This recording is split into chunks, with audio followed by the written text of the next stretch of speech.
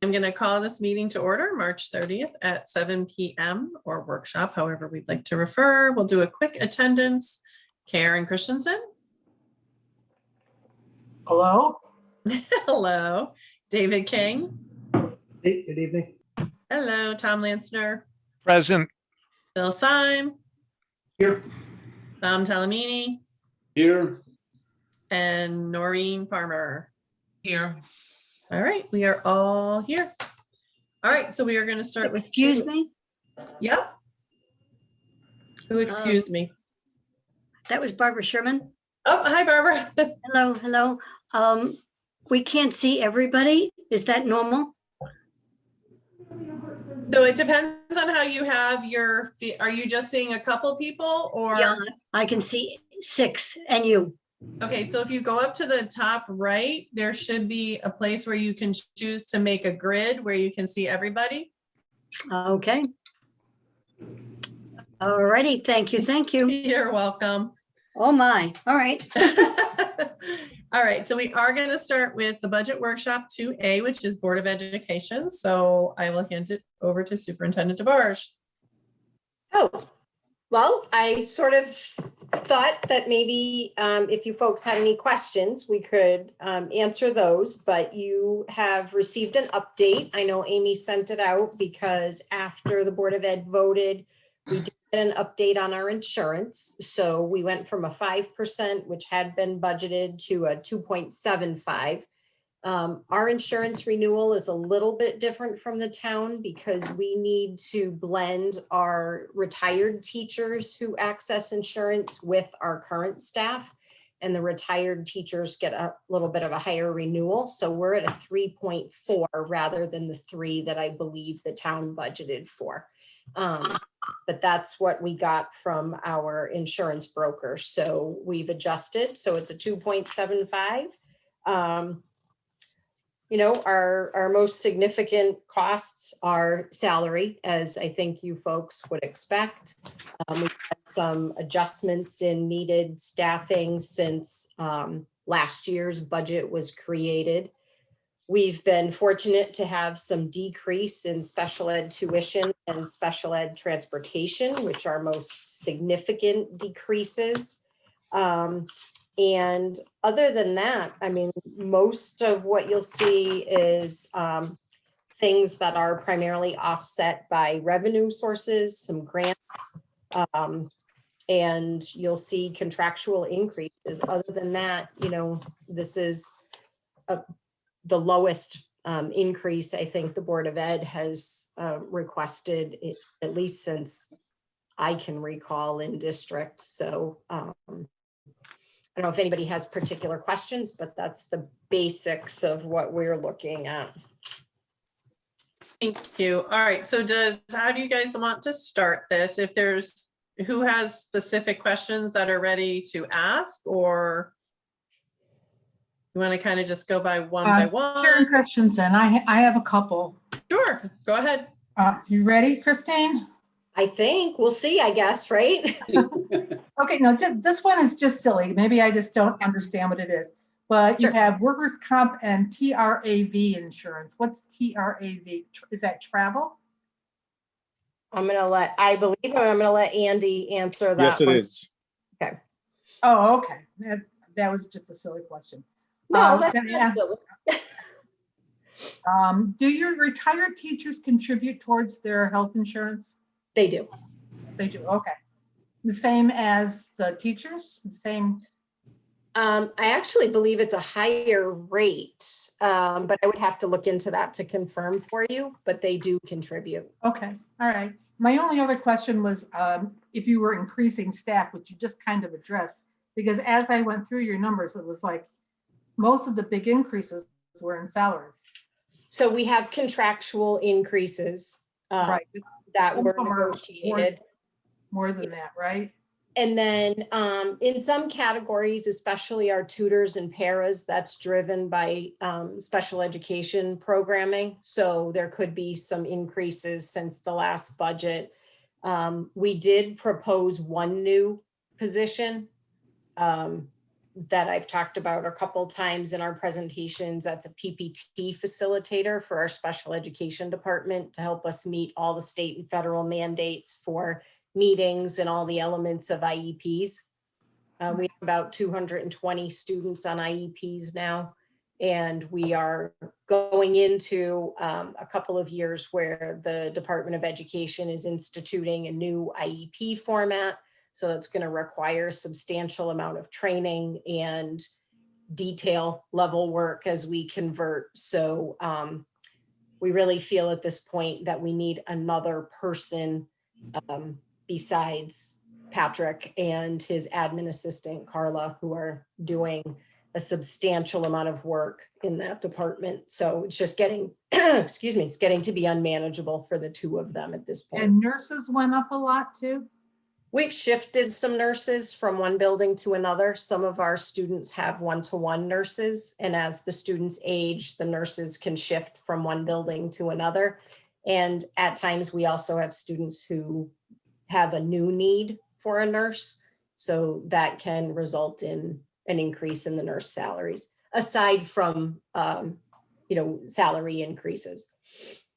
And if I may clarify that, when there was a nurse that was one-to-one for reporting purposes, they were assigned to the instructional aid special education line because it was a sped expense. So it's just moving them back to the regular nursing line. Okay, thank you.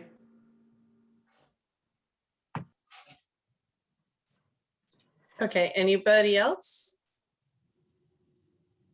Well, actually, Christine, with the blended insurance, the line that's blended insurance, I know you're going to look into it for Karen. Yes. So it's both retired and active teachers. Is there a way to get, obviously not the percentages of what's laying in each bucket, should I say? Yeah, we can do a separate, we have a count of how many are active and how many are retired. Okay, just Yeah. so we can kind of compare, I know like the town has two separate lines, like the active and the retired, or however it works. But if we could just know who's in each bucket, that would be helpful. Oh, yeah, we have that count. Anybody else? Yeah, I've got a few. Okay. Some of them are probably just for my own education, but if you'll humor me, that would be awesome. First off, on the pension expense, I noticed it's going up. My question is, have you worked in conjunction with Amy to make sure that that's accurate? And second part to that is, what does it include? Is that simply teacher pension expense, or does that include BOE staff pension expense, unaffiliated BOE, et cetera, et cetera? So we do, if I may, we get that number directly from the town, from their actuarial study. It does include, we also have our share of OPEB, the other post-employment benefit in that line. So it's a combination of the pension amount that we get from the town's actuarial study and the OPEB projection. And it does include all staff. Okay, so it's both teachers and staff? Correct. Okay, so I take it some of that's going to the state and some of that's going to us. We don't pay anything for teachers' No, we don't pension pay right anything now. for teachers, Okay. right? So I should say, clarify, it's non-teaching staff. Got it. Oh, okay. All And nine. Amy, maybe this is for you. Does that reflect our most recent kind of assumptions and changes? So I'm not quite sure. We didn't get it until last week. Okay, So I don't know if Christine was able to get that in there. I had done an increase on ours and I'm still a couple $1,000s short. So I don't know if it reflects, but we just got it last week. It reflects whatever Ms. Scavato gave me. I got an email from her with an FY22 pension amount. So that should be the amount from Milliman. Right, correct. awesome. Substitutes, Mhm. I see going up. I'm assuming that, we're obviously that's impacted by COVID. Ironically, this year it's not. That's, reflecting a historical trend. This year, regardless of our absences, we're challenged in getting subs. We're finding a lot of people don't really, for a variety of reasons, want to come into a public school in the middle of a pandemic. But, historically, we look at trends, and we also work with Kelly to make sure that we remain competitive in terms of our daily rates for subs. So, And that's the issue, that it's, if you look, it's being offset on the local, but the increase due to is from the all funds is really due to the fact that when compared to our other communities that use Kelly or pay directly for subs, we're struggling to get them. So they have recommended increasing the rate to try and get more subs for us, because it's been a challenge. What happens when you don't get a sub? well, we generally we pull staff from other positions to cover, and some of those folks have contractual reimbursement if, if they cover classes. So, there still at times is some financial impact. So we have to get creative, but generally it involves principals doing some work on making puzzles with the staff that we have and who's free and what they're able to cover for us. Okay. I think you briefly touched on the reason that just in general decrease in special education and transportation needs. Yep, we had actual student changes that resulted in a decrease. Okay.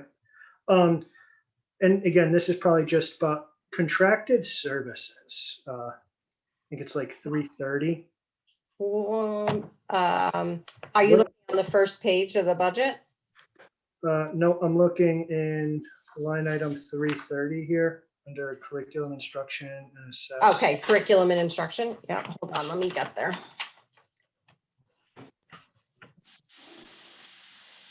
Yes. What, and again, this is, but just, what is that? It's different things, like we have a bunch of programs that are used for curriculum and assessment. Like there are things called Brain Pop, Dreambox, iReady, Learning A to Z, Mystery Science, a National Geographic program, Career Cruising, and Edgenuity, all software programs that we use in various ways for the kids and the staff for curriculum related. Got it. That makes sense. Yep.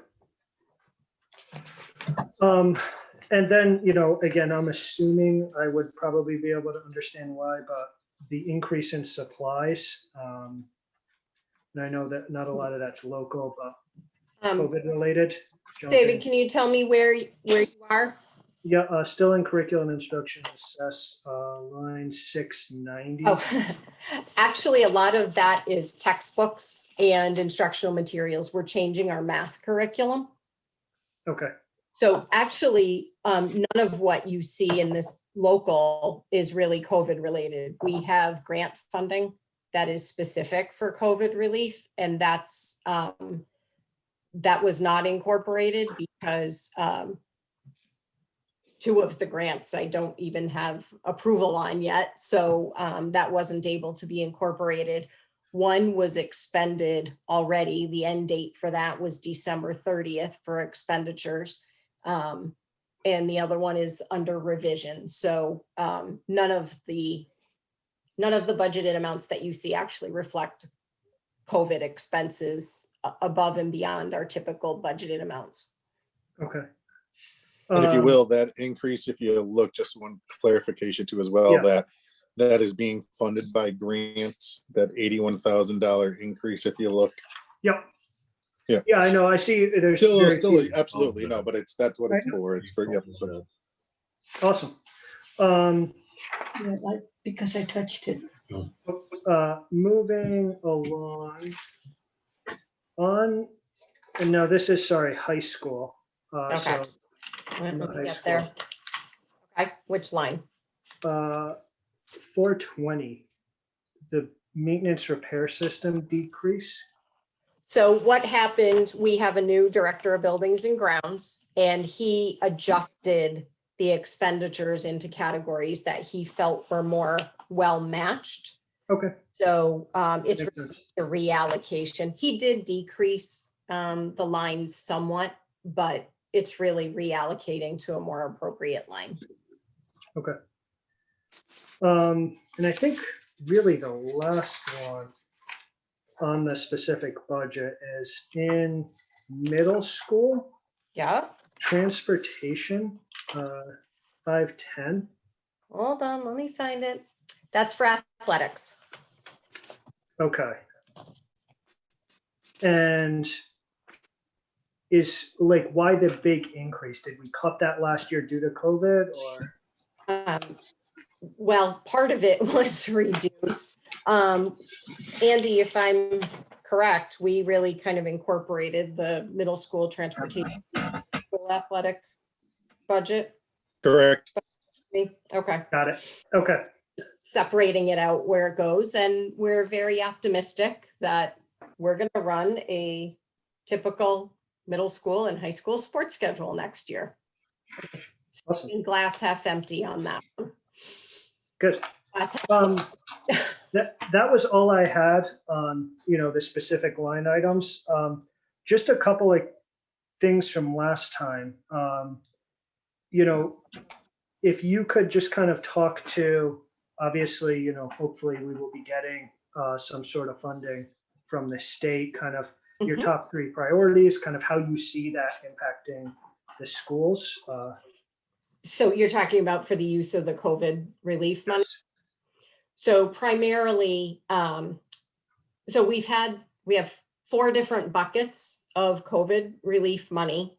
The first one was the coronavirus relief funding grant, which was about 315,000. Primarily that was used to get us up and running. We had a lot of our PPE, well, not a lot of, we had primarily all of our PPE that was funded through that grant. We had to do things like order 200 student desks because over the past, 10 years, we've converted to using tables, and that didn't allow for distance. So we had to go back to desks, which we didn't have. We had to get disinfectants. We did a huge amount of work updating and getting our HVAC system up to COVID standards. So really that grant was primarily the business of getting schools opened and functioning under COVID guidelines. Then we had ESSER 1, which is the grant that is being, it's pending approval, that we're doing some additional work with PPE, some additional HVAC, plumbing. For example, we did water bottle filling stations because the kids can't use the water fountains anymore. So we did some under one grant, we're doing additional under this grant. The first grant, the CRF, the last day for encumbering expenses was December 30th. So really anything from December 30th on that we didn't anticipate we're building to ESSER 1. We also had a fair number of technology expenses related to coming back to school, to supporting our families and our teachers with remote instruction. Some of the And SR1 is the one that we're projecting. no, ESSER 1 is actually one that we got the allocation. Okay. And it's about 160,000. We I had guess I'm thinking more the bigger one that we projection. have. Yeah, Okay. coming possibly, hopefully down the pipeline. you're talking about rescue money. Yeah. Okay, so we have ESSER 2, which is, we have the allocation, which is 870,000, but I have not written the grant proposal yet. We have to do a need to that, which is in process. I do not have the official allocation or the parameters for the rescue money. It's estimated to be about 2.3 million. But again, we don't have the fiscal years that it covers or the official allocation yet. So, I hesitate to get too excited about planning with that until the money is in hand. But really, we'd be looking at a lot of academic supports, social work supports. We have some technology that needs to be addressed because of loss or damage while they were out for remote instruction. So summer school, we are still talking about the potential of after school supports for social, emotional, and academic needs. So that's the general idea. I mean, Secretary Cardona had sent an email out to all the superintendents talking about the intent of the money was to support our most vulnerable populations, which are homeless, minority populations, low income families, ELE students. And we certainly have a significant population of all of those except for homeless at this point. And to deal with learning loss, the technology divide, supporting the whole child with their social emotional needs. So that's really, those are the general buckets that we're targeting when we start looking at the allocations. Okay, great. And last question, I promise, but That's okay. the last time on the PowerPoint, you had the breakdowns, especially on the math scores where, that was probably our biggest area of opportunity. I think it was 24% in tier 1, 48% in tier 2, 28% in tier 3. Obviously, you've got in there to replace a math tutor with a permanent teacher. What's the projection? And, again, we're not obviously not going to hold you to this, but like, what do you think that you can get to? What's the plan for next year? What's your goal? So I guess at that, our curriculum director has presented some of that to the Board of Ed. So, I'd be happy to share that with you, what his presentation is. And there are learning targets in the math curriculum, the math resources, but that's why we requested the new resources, is because we're not pleased with the math performance. So, I can find out what meeting it is that he presented at and share that with you. Yeah, or if he had like a deck or something, I'd just be interested to see it. Sure. We can talk, David, if you would like to learn about our curriculum and our instructional information, very happy to share that. I can be in touch with you, offline, and you can even do a Zoom. I will do a Zoom, not a team, Zoom meeting with you and our curriculum director. And we can, we're happy to share with any members of the public about our academic programming. So if you'd be interested in that, I'd be happy to set that up. Yeah, that would be great. Okay. That's all I've got. Thank you. Sure. Thank you. Anybody else? Geraldine, it's Maureen. Yep, sure. Okay. Christina and probably Andy, I've got a couple of questions on the grant lines. When you look at the very top line on the spreadsheet, you've got other funds of $3.6 million, but down on the very bottom where everything totals out, it's got 2.8 million. Is there that $762,000 difference? I'm not sure what that top number is, if it should even be there. The top line is the projected funds that we will receive. The bottom line is what's been allocated based on the planning we've done to date. Okay, so the 762 does that include COVID and like the 2% fund, or that higher number? It's $762,000 higher. So yes, it does include the 2% and the CARES ESSER. Yes. okay, all right. And then in comparing last year's numbers, the last year the grant totals on the budget portion were $2.3 million, and that at that point we didn't have 2%. We didn't have the 2% thing, and we didn't have the COVID, I believe. So this year that 2.8 million, that's $554,000 higher. Does that come from any specific area? What it is that due to the shutdown last year, we were able to roll over the FY20 grants into FY21 and then the FY21 into FY22. Technically, the grants are 2-year grants. Okay. So, we usually anticipate using them in the current year, but with what happened last year, we're able to roll them over into the subsequent year. So that's why the increase. Do you know how much we rolled over last year? We rolled over if you look at the amount, well, I can tell you, I'm sorry, it's probably because it's cut off unless the FY Title I for 21 was $188,656. The Title IV was $10,701. The Title IIA was $37,500. The IDEA 611 was $237,000. And the IDEA 619 was $10,037. Okay. All right.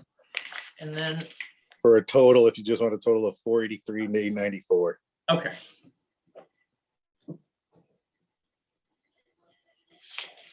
All right, and then Christine, I had a question on tuitions. Okay, I'll see what I can do. I'm trying to find it now. Oh, I lost it. There's it's in the 560 category. There's tuition private, public in-state and tuition private, public in-state and the same out-of-state. Yes, Is that got to do with special ed or? it does. Yep, those are special education programs, and Patrick has the option of, depending on what the student's needs are, he has programs that he's accessed both in-state or out-of-state, and depending on how they're classified and approved by the state, they're either a public, like a magnet school type of program, or if it was a special ed program housed within another public school district, that would be public in-state, or if it's a specialized program, generally most of those are private in-state. You'll see the bulk of our special ed tuitions generally fall within private in-state. Yeah, and it appears to be dropping. So as kids Yes. graduate or move out of our town or whatever, those can fluctuate. Actually, Noreen, I'm really pleased to say that a good chunk of why that changes is because Patrick has developed such outstanding programs that we're able to support more of our students in the district rather than sending them to these specialized programs. But on the flip side, that's why you might see some of our staffing numbers go up and some of our special ed other lines go up because we're balancing the ability to keep students in district, which is part of their federal right for being educated in the least restrictive environment, which means the most like a typical student. So sometimes to do that, we have to add staff, but from a programming standpoint for a student, it's viewed as a better option to keep them in their neighborhood school with services when all possible. And from the very pragmatic budgetary standpoint, it is almost always less of a financial cost to keep a student in district with services. So tuition may go down, but sometimes staffing goes up. Okay, thank you. Sure.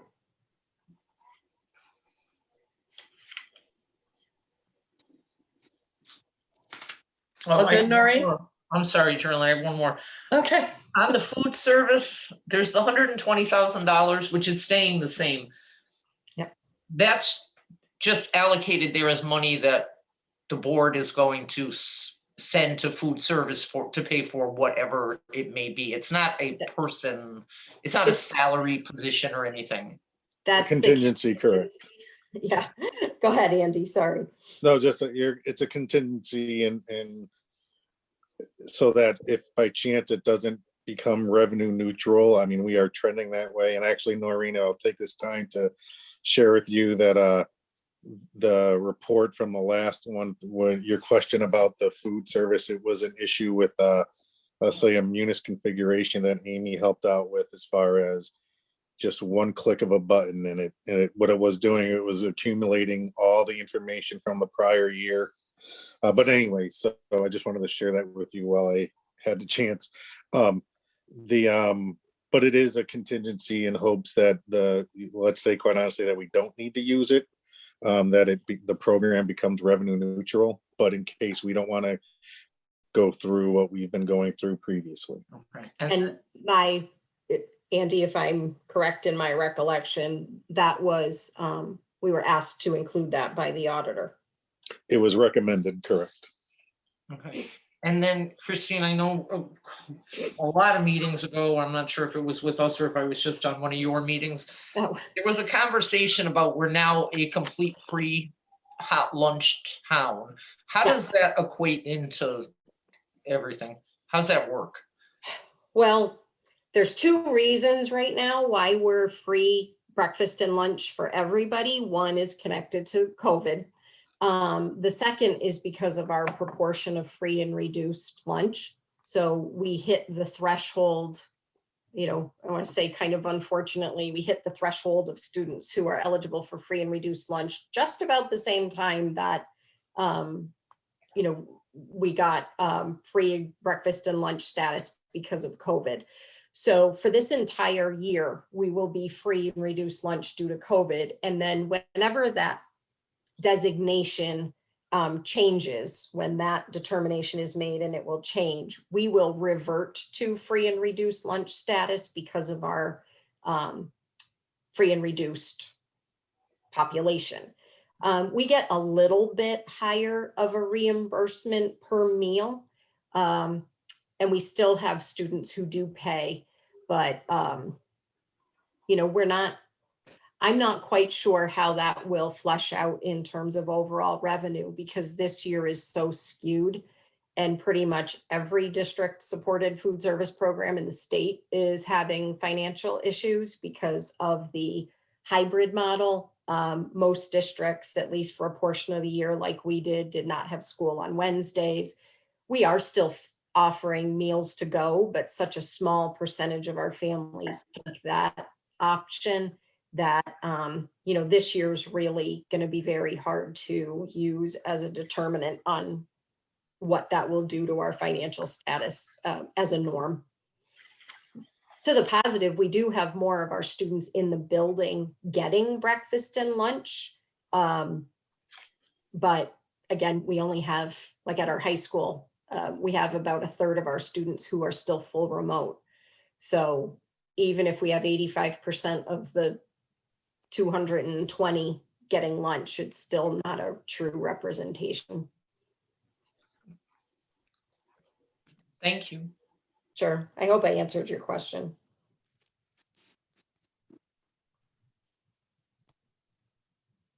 Okay, anybody else?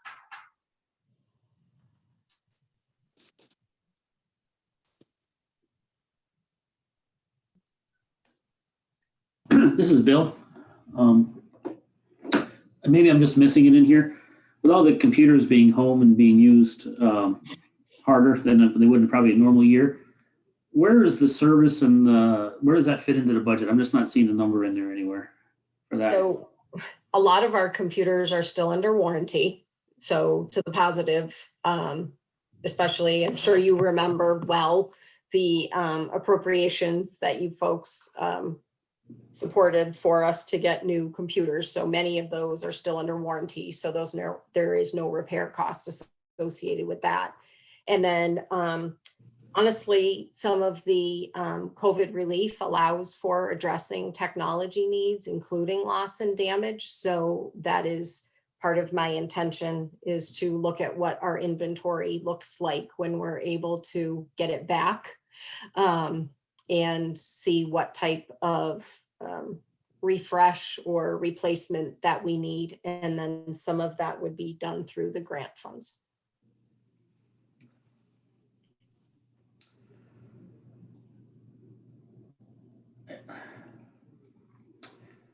I guess one of my other questions is, and again, I'm assuming it's going to be covered by COVID grants for this year, but looking down the road in the future, how long do you think those grants are going to help cover, the students that are falling a year or two behind because of what's happened? I mean, is that going to eventually going to fall on the town to cover that, or how do you foresee that working in the future? Well, hopefully, the intention of all the grant money is to allow districts to provide enough support in the next few fiscal years that, certainly the goal is to help students recover from the learning loss. In terms of what research would say, I can't share with you, Bill. I don't know what the reality of that will be, but that's the intent of the grant money. At least right now, the grants that we have are open until September of 2023. Now that's one grant, another grant goes through September of 22. So it's, in phases. And I don't know for sure what the rescue money, the federal money will look like in terms of fiscal years. But I would say at least until September of 23, we do have resources to help our students recoup the academic loss. I mean, we're trying to add additional resources. That's the intent, is to provide extra to meet that goal. So, our hope is to have our current staffing levels when this is over, at least our current staffing levels when this is over. That's a couple of the questions I had. Some of my other questions have been answered or asked already by others. The big one on, special education, you are doing more in-house, which is, I guess it's good for us that we're doing it that way because, obviously we're saving the transportation side. Tuition may be offset a little bit with staffing, like you said, but overall it looks like you're coming out a little bit on the positive side on that, which is positive. Yep. Right now we are. You know how that tide can turn, but right now, Absolutely, yeah. positive side. Yep. Like I said, you came to us with 2.75 this year, like you said, which is the lowest you've come in years, and I'm happy to see that. But last year we were sitting here with people, if you cut score, you can't cut sports, so you can't cut teachers and all that stuff. So, like I said, is grants helping with that, or is it just that the way the budget fell this year that it worked out? It's because last few years it's been 7% or 6% or. The insurance was a huge piece, the change in the insurance, and the special ed decreases were pretty significant. So we don't have any grants that would offset the cost of athletics. That's built into the budget. Most of the grants that we get, we're not able to supplant our local budget with. We have to do different or new, not instead of. So, right now that's what we're working with.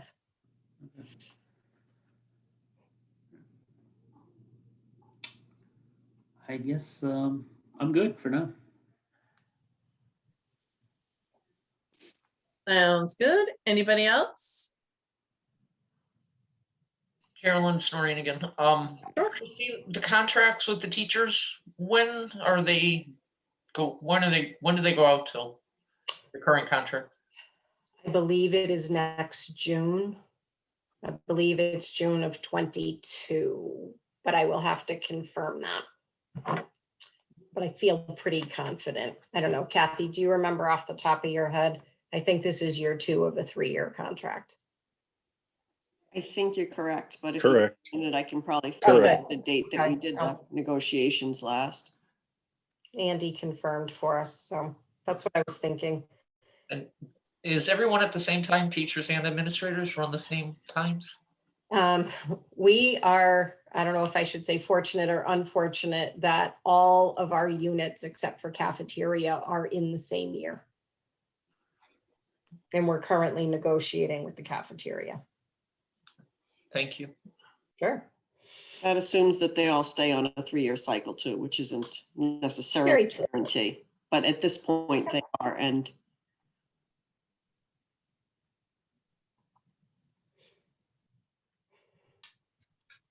Okay, all good, Noreen?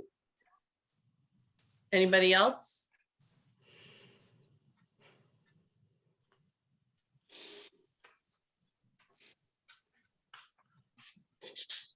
All right, so I'm hearing crickets. So are we good with questions or before we let everybody loose?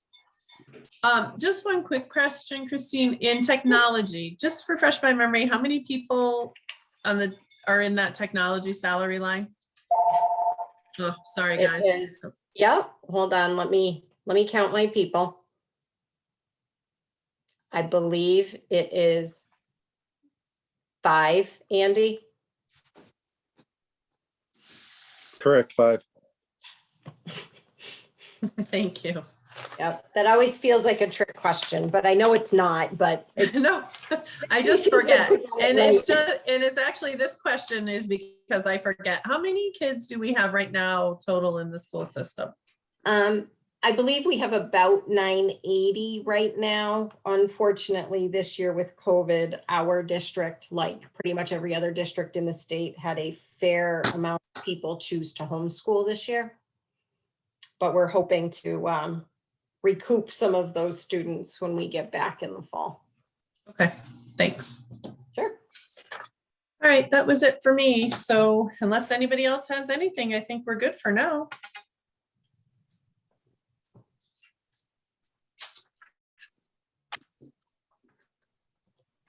All right, thank you very much. Thank you. All right, so now we're going to move on to 2B, which is capital improvements.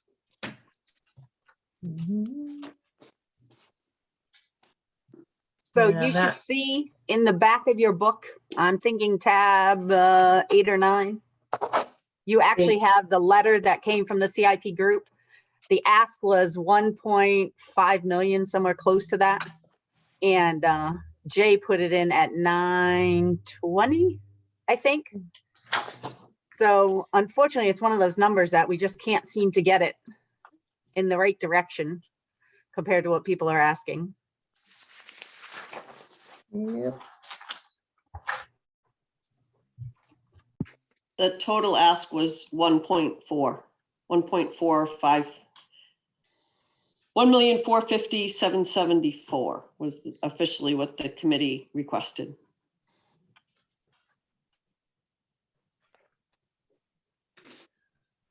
So does anybody have any questions of Amy or Kathy regarding the capital improvement, or Jason?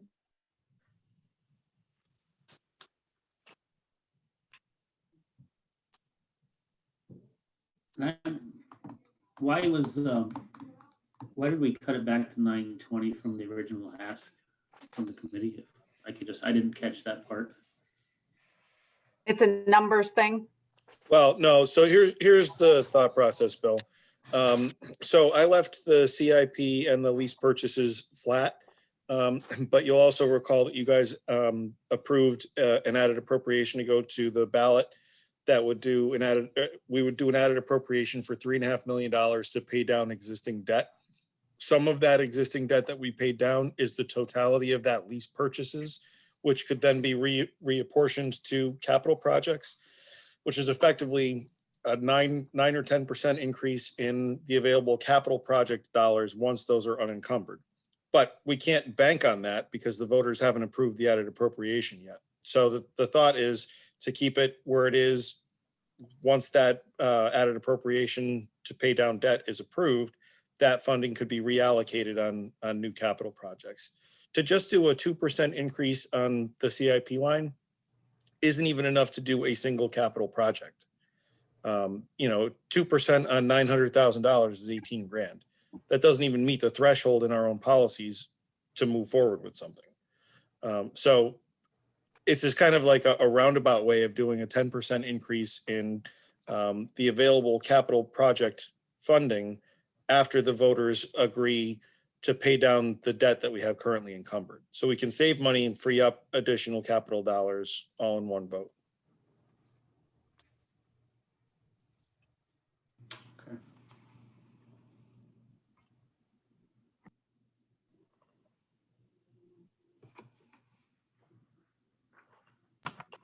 Any other questions? Geraldine, Noreen, Yep. the dog pound situation, which I'm not, oh, and Jason, you might be able to tell me this.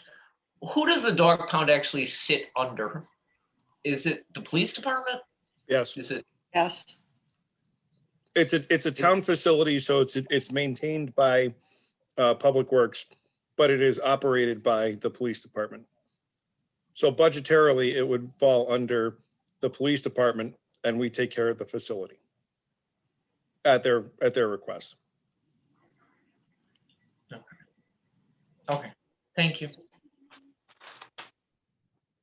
I'll also tell you, just as a little teaser, that's going to be an agenda on the selectmen's, an agenda item on the selectmen's agenda for the 15th of April, whatever our second meeting is.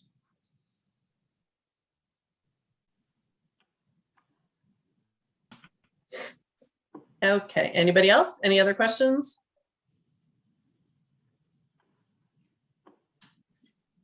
All righty. Then we are going to move on to 2C, Town Planner, P and Z, ZBA, EDC, and IWWA. Carolyn, just real quick before you guys move on. Yep, absolutely. Should we hang around for later discussion, or are you guys done with our budget for tonight? I think, unless I'm wrong, and let me reach out to everybody to make sure, I think we're done with your budget for tonight. I think we're really not going to start nailing like each individual department down until April 1st, where we discuss most of the budgets. Okay, so. Correct me if I'm wrong, everybody. No, that's the first time I have it on the agenda. That's what I thought. Okay, yep. Okay, so Amy, you'll let us know if we're gonna be, if we should be there for the first, for discussion at all, to answer questions, or? Yeah, we'll definitely, tonight we have our board member comment section, so we'll try to figure out where we're gonna discuss each one and give you a heads up. All right, that would be great. Thank All you. right, sounds good. Good night. Good Good night. night. All right, so now on to Town Planner, P and Z, and onward. Let me just get a little reorganized for a second, though. Put my Board of Ed stuff back in my book and not lose everything.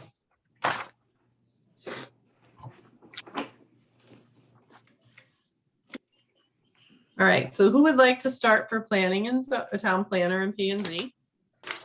Good evening.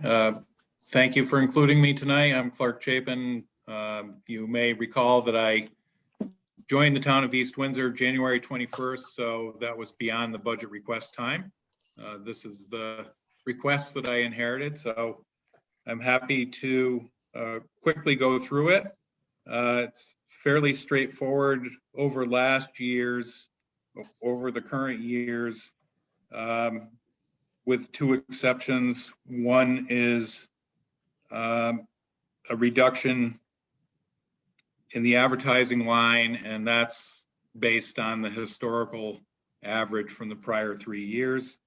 It's also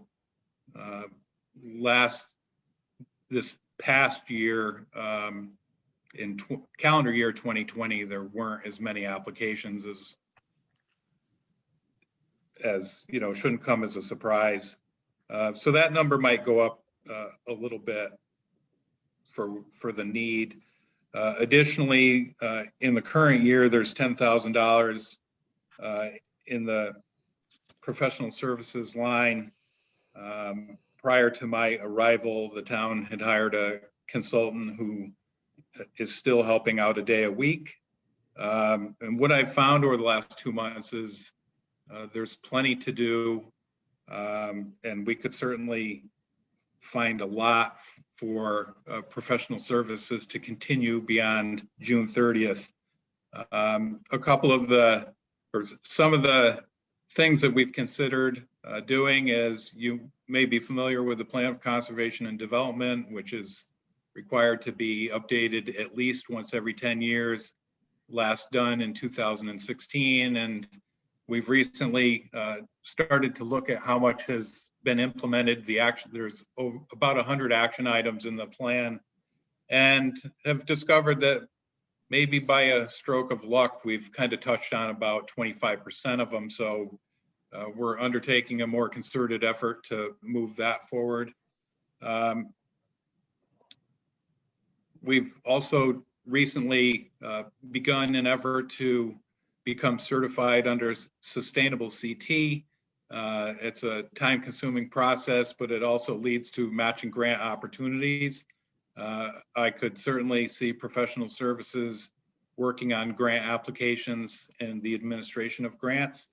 The Planning and Zoning Commission has also recently begun a discussion about our regulations and where they need updates.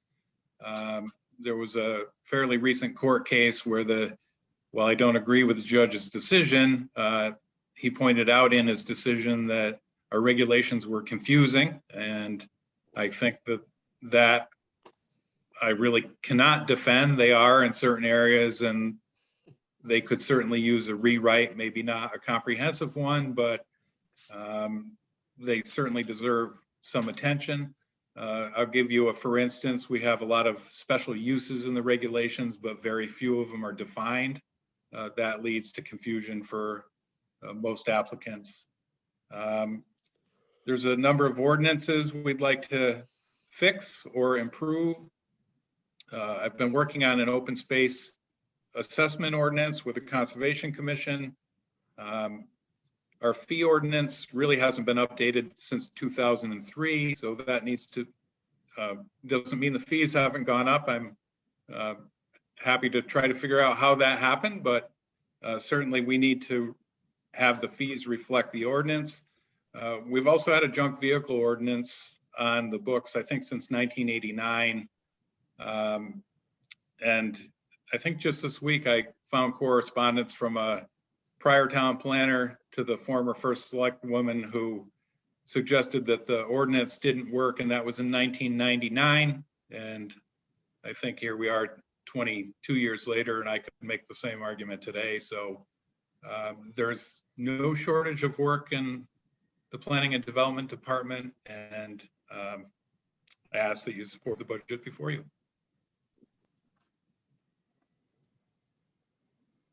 Thank you very much. So is there any questions from anybody as we're looking at this?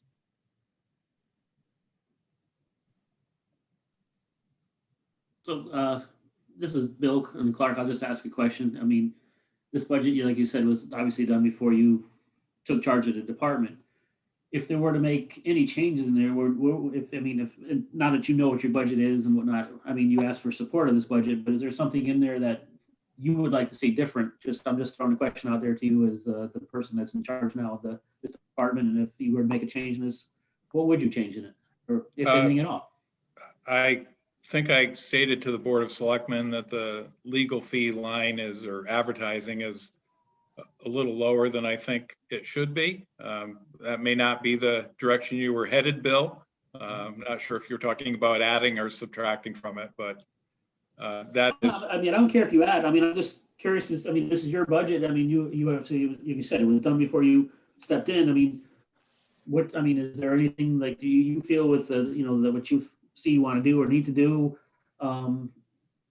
Is it like you said, advertising, Clark? What would you add? So the original number that we put in was $4,500. The actual from 19 and 20 was 1833. I think at the beginning of March, or maybe it was in February, we'd already spent 1,400 this year. So it's anybody's guess how those legal notices will go over the rest of this year, but it has been busy. So I'm sure we'll exceed the fiscal year 20 number. So I think somewhere's in between maybe the 15 and the 45, maybe 3,000 total. I'll just say, so Amy and I put this budget together with some input from Mike D'Amato. And one of the things I don't recall us considering when we were looking at it was the impact that COVID had on the flow of business in the department. So Clark flagged that early, and I think he's right to say that the legal ads or the advertising line could be bumped up a bit. And regardless, we're going to have to do it. So if the flow of business continues and we run out of money in that line, Amy's gonna have to find the money someplace else, or we're gonna have to come to you guys and ask for more. Or you can adjust it as part of the budget process, and we can have a truer number to work from the get-go. But think about the cause behind those advertisements. It means there's something happening. And generally what that means is some sort of economic development that ultimately will hopefully pay for itself. So I throw that out there just as a means of supporting the point that Clark's advancing.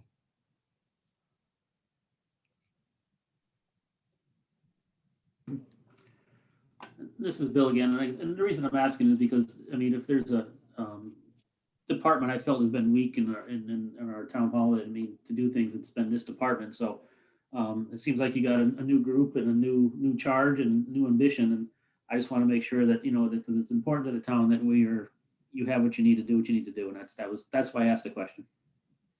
I also, thank you for saying that, Bill, but if I could just add that a large chunk of the new money in that department isn't new money to the budget. It's money that's been moved from other places. My budget, the tax collector's budget, and the Economic Development Commission are where the increase in the professional services comes from. So that's new money to the department, but it's not new money to the taxpayer. It's just repurposed. And it's to make sure that they have that support within that department to really be hitting the ground running. As you all know, we've heard for a long time that department needed an overhaul, and now we have the department overhauled, and we need to make sure that they have the tools to do the job. So I guess I better do a clarification. Is anybody scratching their head going, how come professional services is going down 20,000? Oh, maybe it's not, I'm sorry, I read the wrong one. Yeah, that was gonna be my question, because I'm saying I'm missing something then. So basically we have reclassed salaries. So salary is really not going up 26%. And professional services isn't really going down. We have reclassed money between salary when we had a vacancy and the consultant. Right. So their current budget that they had before this was $10,000. So basically the increase is going from $10,000 to 27. So giving them an additional $17,000 in their professional services, if you take out the vacancy and what happened this year with transfers. Gotcha. Does that make sense? No, it does, yes, okay. As I said, I was just scratching my head there for a few minutes, but that clarifies, thank you.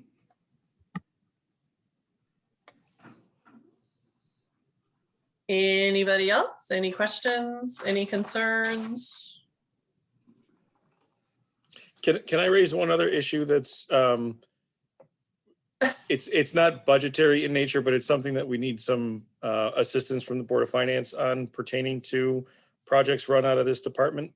And that's I raise this, and I can do this at the end if you'd prefer, but it pertains to a transfer for funding for a well at the community garden. So what we're trying to do in time for the growing season is get sufficient funding available out of contingency, and hopefully a portion of it out of the dog park fund to cover the cost of the installation of a community well that would provide for water at the community garden and at the dog park. That would be a $20,000 in total ask. And I'd like to be able to just take a straw poll of the Board of Finance to gauge your level of support for that, so that we could start the work in time for, have the work already begun by the time you guys meet next on April 21st, which is a long way off. Are you guys familiar with the circumstance up there? Right now, what they do is the Broadbrook Fire Department trucks in water, tanks in water, and fills a tank a number of times a year, depending on how much usage it gets. And there have been discussions for years about the installation of a community well that would support both the dog park and the community garden. So we're trying to actually move the ball forward on that. That's one of the things Clark has done since he's been here, is really breathed new life into the Ag Commission, which has taken an interest in this. And his department also administers the plot allocations for the community garden. So we're trying to figure out what the bandwidth is in terms of supporting that. without taking a formal committed vote, what do you guys think about the idea of using the contingency fund to install the community well?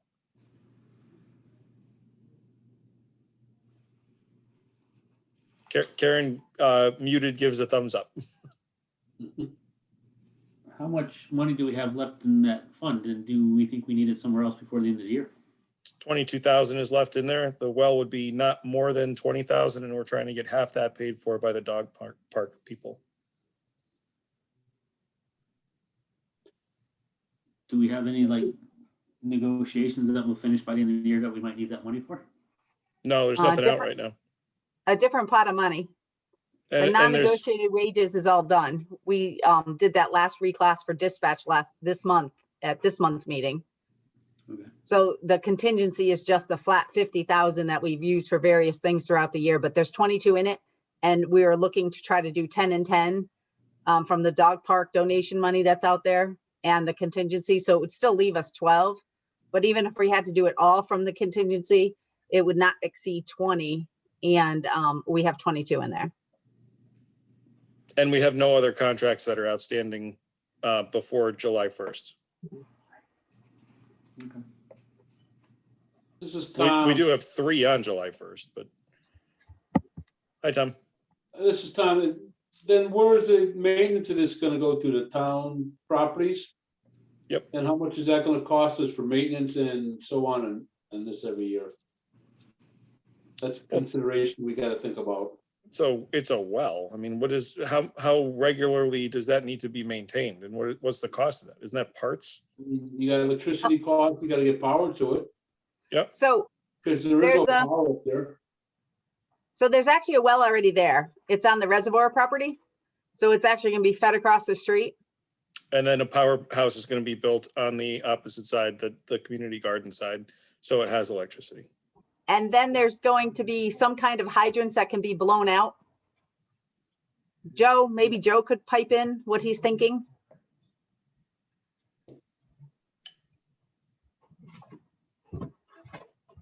Hello, Thank you, Joe. I missed the whole question. I'm sorry. Could I The get a question, repeat? the question was, what are the maintenance costs going to be on the well installed for the community garden? So there'll be a yearly maintenance cost of us winterizing it. There'll be probably a small cost of us, we could probably do it in-house, opening it or flushing it. Well, like everything that we have, everything needs to be maintenance. It's just, you know, it would probably be mostly done in-house other than probably winterizing it because we don't have the equipment to blow the lines out and winterize it. I guess I didn't think, unless you guys want to buy me a compressor, then we can handle all the in-house maintenance. Tommy didn't like that. I can see your face. I know you can't see mine, Tommy. So it'll be a very minimal cost for,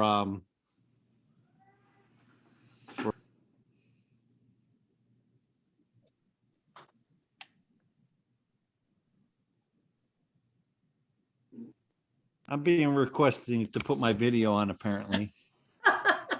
Okay, but it's turned around. Apparently. Anyways. So I'm sorry. It cost factor wise, it won't be much, Thomas, Okay. and until my it next until it question, breaks.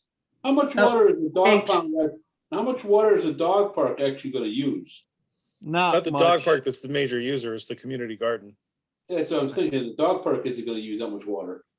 No, we're Right. gonna put a couple of yard hydrants on the other side of the street, Tommy. Put a well house on this side, right next to the well. We already have power there. We already paid for that meter. Right, okay. So we'll put a well house and we'll trench underground. And then I was thinking a couple dry hydrants. One to the left of the dog park parking lot and then one closer to the dog park fence on the right.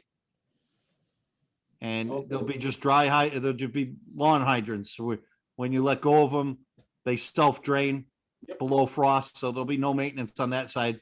Just be us draining and flushing the pump house what we do for water everywhere. Right. I was thinking that you guys were drilling a whole new well. That's why I was kind No, of, no. There's an existing well there that years ago they used to use when the water started to dry up. And they literally used to pump out of the well to fill the swimming area. oh, And okay. we don't have to do that anymore because we dredged out the ponds a couple of years ago and we can hold enough water. Right. Okay, I'm okay. Anybody really hate that idea? Okay, well, we'll start doing some of the staff work and then ask you to review that and approve that at your April 21st meeting. Thank you for your indulgence on that.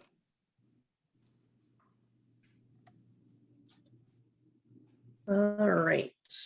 So any more questions, concerns? All right, so the next is P and Z Commission, which really,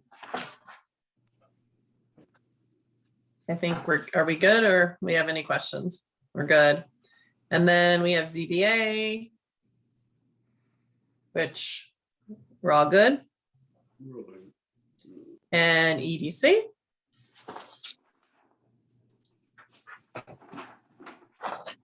Hey, where'd my EDC paper go? And inland wetlands and waterways. Any questions, concerns? All right. That brings us on to 2D. Well, I have a question on Yep. EDC. Yep. They took away the professional services, that line. There's no money in that line this year. That's one of the ones that was switched to planning and zoning, the town planner line. Okay, all right. It wasn't being used. If you look over their history, Yeah, I can the see one that. time it was used, it was for some video and some website stuff, which I still don't think is operational. And other than that, it hasn't been used, nor has it been used this year either. Okay, all right. I was just curious.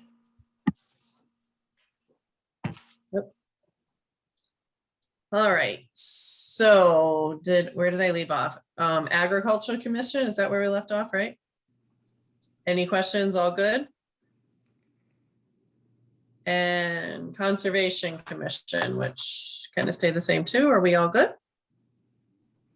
All right, and that is going to bring us to 2E, American Heritage River Commission. Hello. You guys are on mute.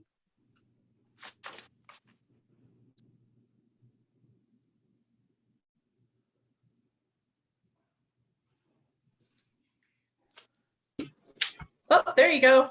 There you go. All right. The Anybody floor- have any question about our budget? So they are part of the activities and fees, Yep. which is in the 105-4140 in the beginning part of general government. And they are a line item for $3,500.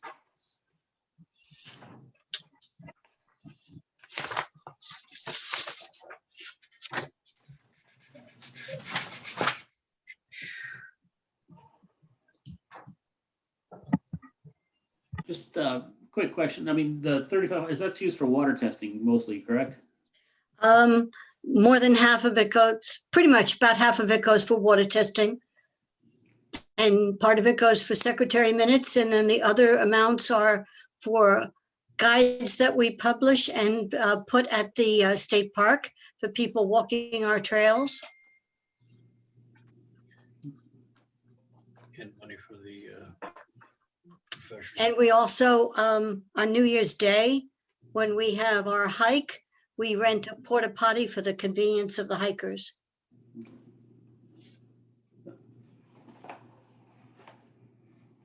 Connecticut Rivers Association. Mhm. I have no further questions. That answered. I thought that's what it was for. So I'm good. Thank you.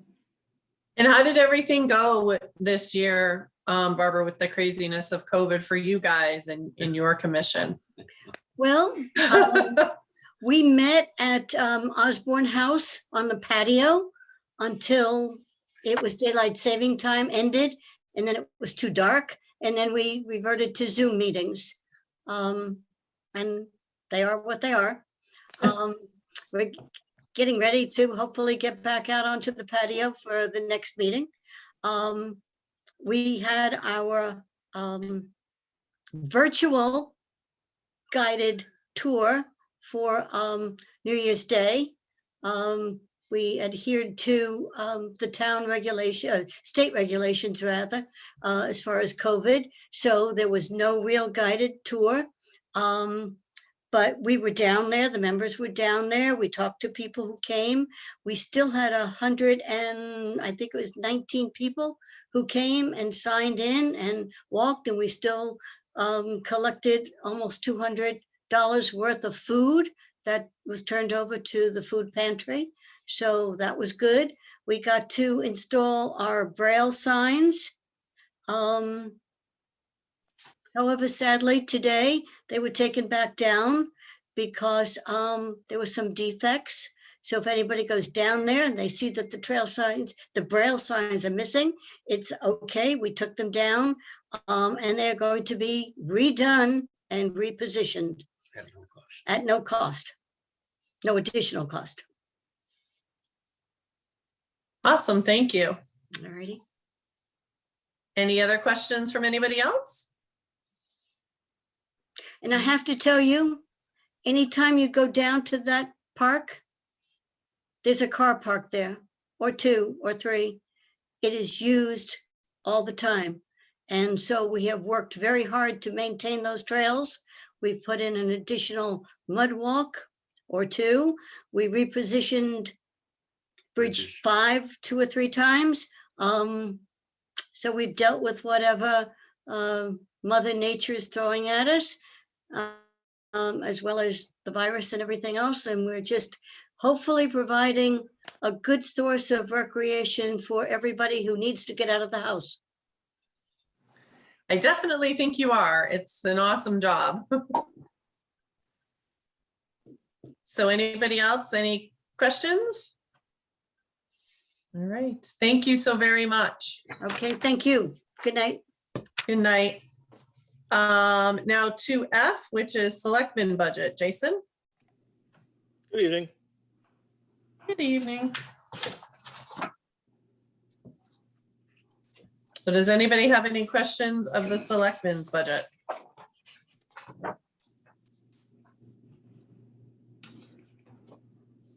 Amy, were you talking or were you just, your The mouth very was moving? first item in your budget.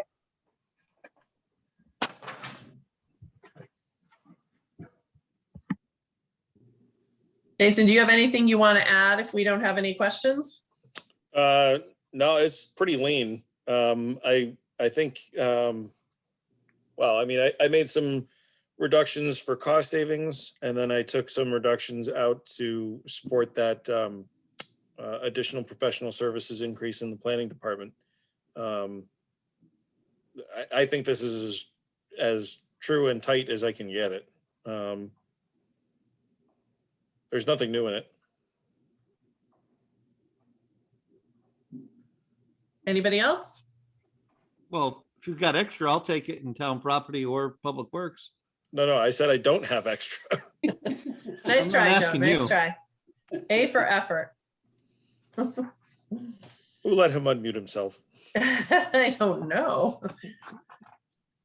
All right, so then we are on to activities and fees. Well, can we do ethics while we're right here, just because Yeah. we're right here? So that's Absolutely. two items down. It's flat funded from this year to next. They have $500 to be used for a recording secretary.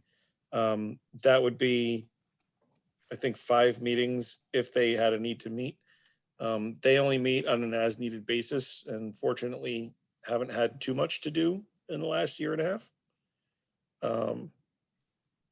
So it's just a flat budget from one to the next.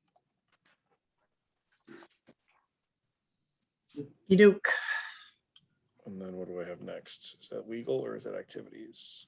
Next and is then- activities and fees, but you can do legal too. It really doesn't matter. They're both in the same, you know. Yeah, and the legal budget I'm keeping flat from this year to next year. I've gotten more experience underneath me than I had when I first started office, and that's helpful. To evidence that, I've now done one contract fully off the record, which is limited legal costs. I'm in the middle of doing a second one off the record, and I'm hopeful of doing at least one, if not two more. So that should keep our costs down. Some of the major expenses that happen are really policy driven by the Board of Selectmen. So one of the most expensive things that we've done from a legal perspective this year is all of the work around resolving the Broadbrook Fire Department issue. That's not an inconsiderable expense. It's a necessary one in order to accomplish that and to do it right.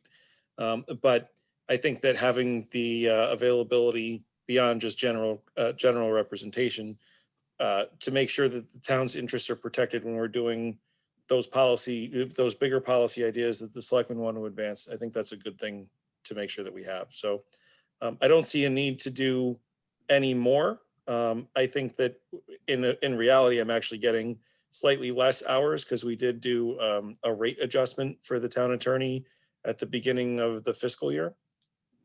So we'll be getting, it will be tighter than it has been, but I think it's an appropriate budget where it is. And then if there are any other questions on legal, I'm happy to take those. Otherwise, I'll answer any questions I can about activities and fees. Any questions for Jason yet? All right, so we'll move onward to activities and fees. Did anybody have any questions in this section?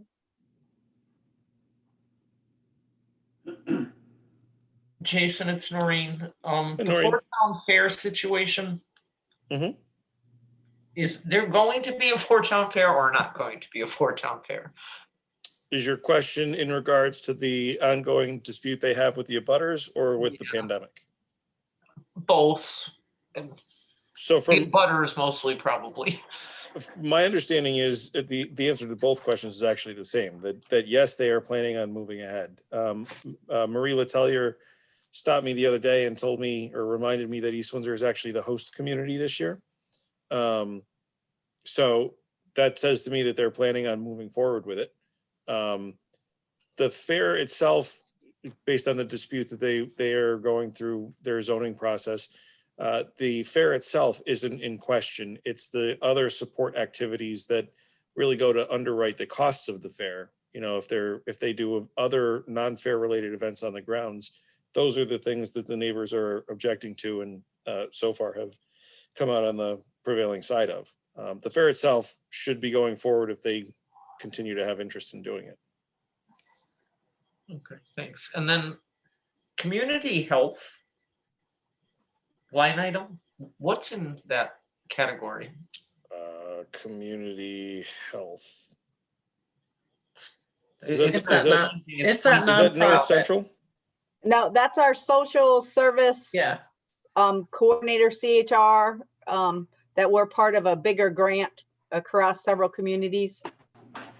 Oh, This is so our yeah, share. I can Okay. talk a little bit about that. They have not really been performing to the degree that we want them to be. So as part of the mental health initiative that the police department is advancing, if that's adopted, if that's approved, we likely will pull out of community health, pull out of CHR. They have not been nearly as responsive as we need them to be. They're not as available as we need them to be. They don't meet the needs that we have seen. And that's one of the impetuses behind the initiative that is advanced by Chief DeMarco and his team. so that's a big thing though, Jason. I mean, right there saying that. So I mean, that's a large chunk. If you're gonna say, you know, that's a big piece towards looking at the initiative for the police, knowing that we would be if you're saying that we're gonna pull out of that, that's a savings of $23,000. Yeah, I'd like to just do a deeper dive when I get into the office tomorrow to make sure that that's all of the services that they provide and not just a part of the services they provide.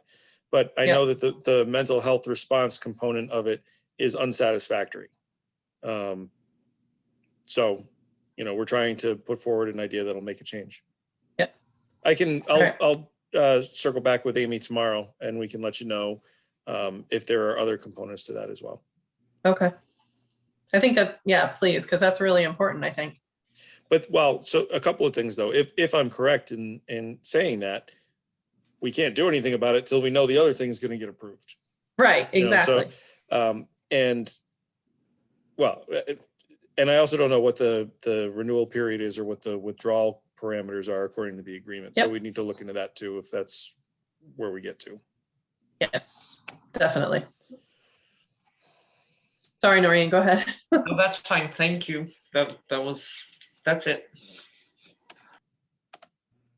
Hey, Jason, and remind me why East Windsor Historical was 0 and now they're 1,000. There's 0. Oh, okay. I'm looking at my old one.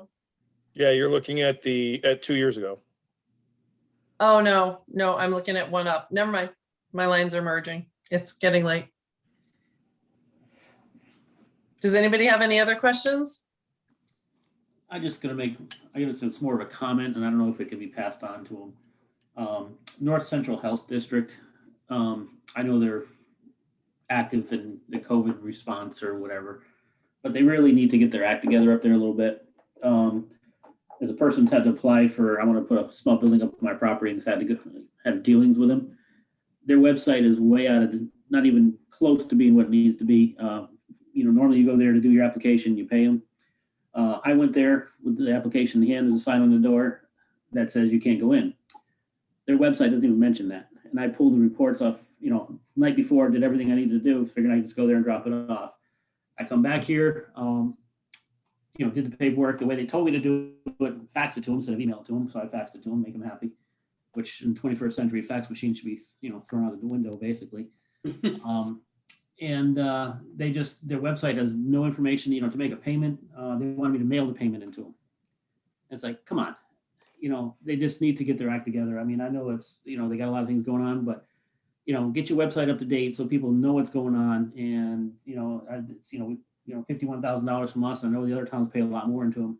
They should be able to have their website up to date. And, especially in the, COVID-19, you guys at the town hall have done a great job on your website. Be able to take credit card online and all that stuff. They can't do that. So just a comment, if you're whoever does the dealings with them, and if we're going to pay that kind of money, I think they should be up with the times. That's all. Your comment is heard loud and clear. Thank you. All right, anything else? Any other questions? All right, so if there's nothing else, that is the end of our agenda for tonight. We have number 3, board member comments. If anybody have anything? All right, so our next meeting date is Thursday, April 1st at 7 o'clock. We will not be on Jason's Zoom. It's going to be on Melissa's Zoom. And Amy will be driving. So make sure when you look at your agenda, it is a different address for the Zoom meeting that you'll have to put in a different ID. As far as the budget sections that we're going over, it's actually quite a few quicker ones. So I think we'll move on to the budget discussion. So, and then the next one is April 7th, where we have the police, and then we have budget discussions. So Amy, looking at this and everybody else, I have a feeling we're going to get through quite a bit on April 1st. So I will shoot a quick email out to the Board of Ed, because I do think we probably will get to discussing them. It's going to either be the 1st or the 7th. It's kind of hard to say depending on where we get through everything. The police, I think, correct me if I'm wrong, Amy, reading their email, did he say an hour was it not an hour that he needed? So on the 7th, it will be about an hour with the police presentation. Add more, obviously, because you probably have some of your questions and things like that. So something tells me on the 1st, we really probably do need to try to discuss most of the town side, Board of Ed, and carry on into the 7th after the police discussion. Sound like a plan? Does anybody have a question on the spreadsheet I sent out? Did you understand that the yellows are what I have as proposed changes, both to the Board of Ed budget and to our budget? And there's a new revenue number. I did place a use of fund balance in there against my better judgment. We haven't even gotten to that section yet, Amy. Tax cut. But we will get there on April 1st. So I appreciate that. That's helpful to me because that way gives me an opportunity to play with numbers and save it my way. So the only other thing is, I'm not sure if I can share it. I do have it up, Jay, if you want to give me permissions and see if I can share it. Depends on what you're going to share. Just an Excel. Go ahead. So while Amy's doing that, the selectmen have a meeting on the 1st, so I won't be available. Is there anything you guys need or would like clarity on from me prior to your meeting? Can everybody see it? Yep.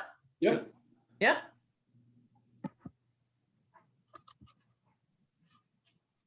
Are you going to show me how much the water went up? Because I really don't want to see that. Oh, it's not too much, but Okay. it's not right. I only had put it in here. I don't even know if I have it in here. Oh, You this have will it- be a problem. I can't see because of, hold on a minute. I have all you people up here. You have it in Side of my yellow. screen. Okay, here. I Amy, you have it think, in yellow on your budget. yeah, on I the think other I do, copy. but I don't think it's the right number. So today I did a deep dive into all our lines for the whole year. And noticed that we pay some other Hazardville maybe Yes. water company about $3,000 it looks like so far this year. That I is did not- correct. So I took the water hydrant line number right off their letter to get this 1175. So that does not have about $3,000 of hazard. I'm gonna say, assume it's Hazardville water. So that number will have to change. Yeah, Hazardville Water comes out of Enfield over on Yosky Road. We pay for one hydrant and some lines. Okay. That's Joe, why can it's we- so small. Joe, can we talk about that tomorrow? Sure. I think it's $3,000 more than I have here.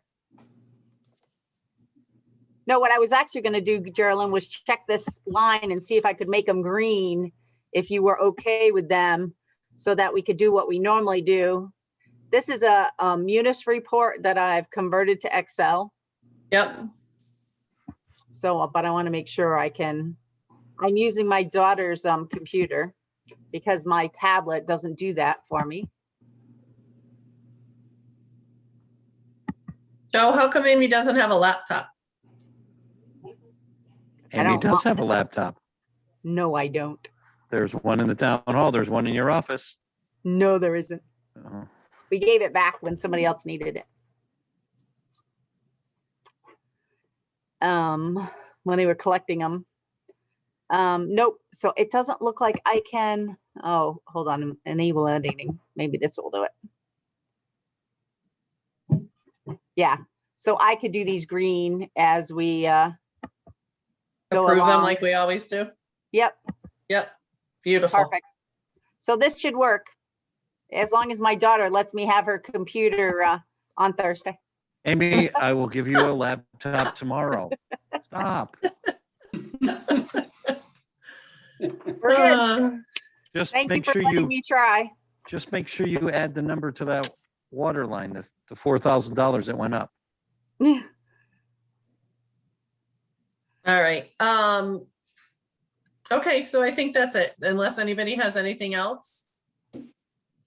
So does anybody need anything from me ahead of Thursday? Or not so much?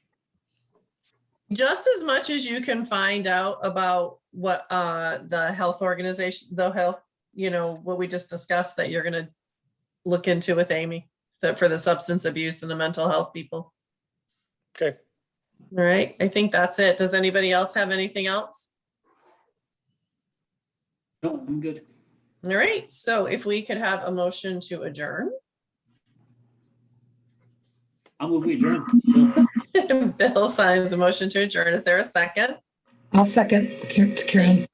Thank you. Any discussion? All right, all those in favor, Karen, Yes. David, Yes. Tom Lansner, Yes. Bill, Yes. Tom Talamini. Yes. All right, motion clearly passes. Have an awesome night.